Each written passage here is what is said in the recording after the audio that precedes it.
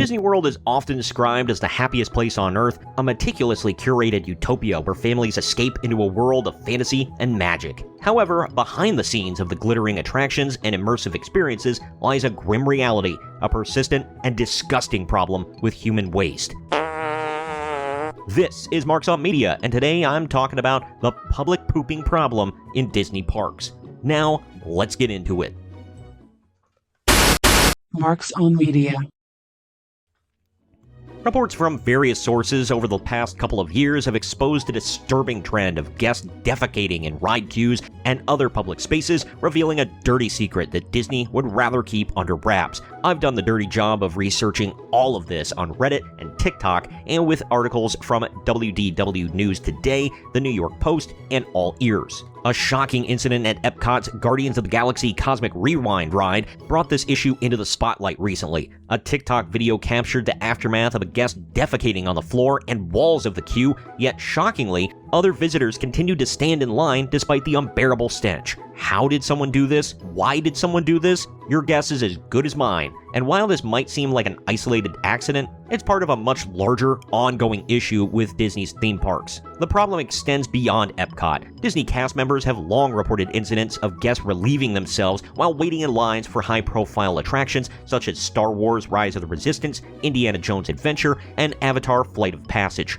In fact, the latter was so notorious for its poop hallway that Disney had to install mid-queue restrooms to combat the issue. What? What the fuck? You heard me right. They had a hallway that had grumpies pinched off in it so often they literally dubbed it the poop hall.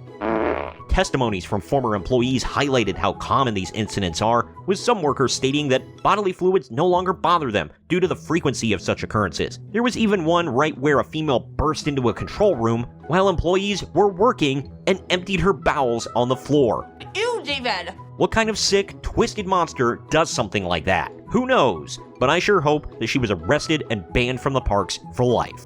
Get the f*** out! There are several possible explanations for why Disney World has a persistent defecation problem. One of the most obvious is the park's notorious wait times. Some attractions require guests to stand in line for hours, and while Disney allows guests to exit and re-enter the queue for bathroom breaks, many are either unaware of this option or unwilling to risk losing their spot. So instead, they relieve themselves in public and lose all sense of shame. Moreover, the immense crowds and packed walkways make it difficult for some visitors to navigate to the nearest restroom in time. In some cases, parents may be responsible for allowing their children to relieve themselves in line rather than face a logistical challenge of leaving and returning. This is called not being a terrible parent level impossible. Am I denying it can be rough? Absolutely not. But there is no way on God's green earth that I would allow my child, outside of a diaper, to drain the main vein or drop a stink nugget in the middle of Disney World in front of others. That's nasty. Beyond these individual incidents, Disney World has also been criticized for an overall increase in unpleasant odors throughout the parks. Reports describe the Magic Kingdom as having a distinct poop smell in certain areas, often attributed to underground sewer drains and waste disposal systems. Garbage. Cast members who work in the park's underground tunnels, known as utilidors, describe a constant stench of trash and waste that seeps up into the park above. This would never have been allowed when Walt Disney was alive. He went out of his way to ensure that fans never saw trash disposal, and would never smell disgusting stenches. These ongoing sanitation issues tarnish Disney's image as a pristine, family-friendly destination. With ticket prices soaring, some reaching nearly $200 for a single day, many guests expect a higher standard of cleanliness. Instead, they're met with unexpected and repulsive encounters that sour the magical experience Disney promises. Besides the insane prices, it's hard to feel the magic when all you see is garbage and all you smell is someone else's hydrogen sulfide.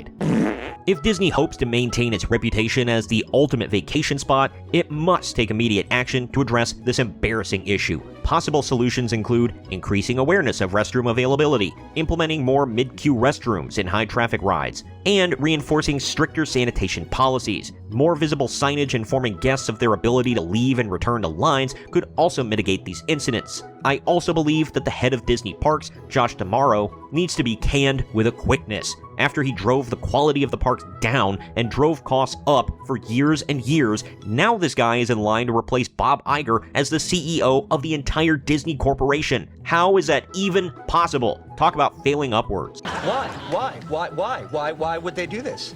Disney has built its empire on the illusion of perfection, but the reality is far messier. Unless the company takes significant steps to combat this problem, its parks may continue to be plagued by their dirty little secret, one that no amount of fairy dust can hide.